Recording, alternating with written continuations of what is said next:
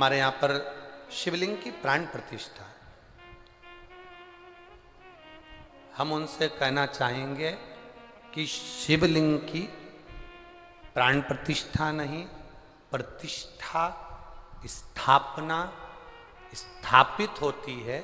प्राण प्रतिष्ठा की जरूरत मूर्ति को होती है, प्राण प्रतिष्ठा की जरूरत मूर्ति को होती है। शिव जी की प्राण प्रतिष्ठा नहीं, शिव जी को प्राण नहीं दिए जाते, शिव तो खुद दुनिया को प्राण देते हैं, उनकी प्राण प्रतिष्ठा नहीं प्रतिष्ठा होती। ब्राह्मण आएंगे, यज्ञ करेंगे, पूजन करेंगे, सारे अधिवास करेंगे और उसकी प्रतिष्ठा करेंगे। दूसरी कोई मूर्ति हो, कोई दूसरी मूर्ति हो, उसमें प्राण दिए जाते हैं, उसकी प्राण प्रतिष्ठा होती है। और शंकर भगवान का जो शिवलिंग हम स्थापित करते हैं उसको कहते हैं स्थापित करना, प्रतिष्ठित करना, स्थापित करना।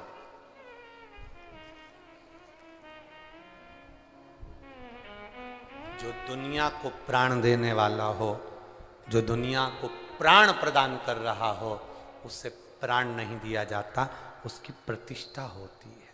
ध्यान दें,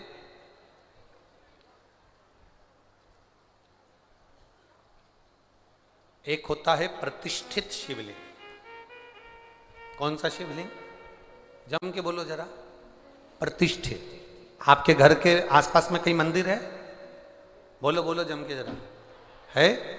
अपने घर के आसपास में जो मंदिर है, अपने घर के आसपास में जो ब्राह्मणों द्वारा, संतों द्वारा, साधुओं द्वारा, गुरुओं द्वारा, सन्यासियों द्वारा, तपस्वियों द्वारा, साधकों द्वारा, सती द्वारा, सावित्री द्वारा, किसी ब्राह्मण विद्वान द्वारा जिस मंदिर के अंदर स्थान पर जो शिवलिंग रखा जाता है उसको प्रतिष्ठित शिवलिंग कहते हैं। प्रतिष्ठित शिव तो प्रतिष्ठित है, स्थापित है।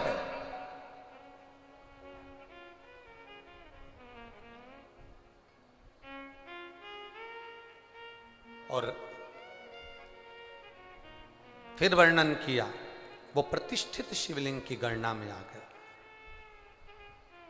दूसरे नंबर पर आता है स्वयंभू शिवलिंग। दूसरे नंबर पर कौन सा है? जम के बोलो जरा सा। स्वयंभू शिवलिंग। स्वयंभू शिवलिंग कैसा होता है? जो स्वयं अपने आप प्रकट हुआ, कोई वृक्ष की तनों में, कोई वन में, कोई स्थान पर, कोई गुफा में, कोई पर्वत पर, कोई नदी के तट पर, कोई स्थान पर प्रतिष्ठित, अर्थात जो अपने आप प्रकट हुआ, वो स्वयंभू शिवलिंग है। तीसरे नंबर पर आता है, तीसरे नंबर पर उपशिवलिंग। उपशिवलिंग से मतलब होता है जैसे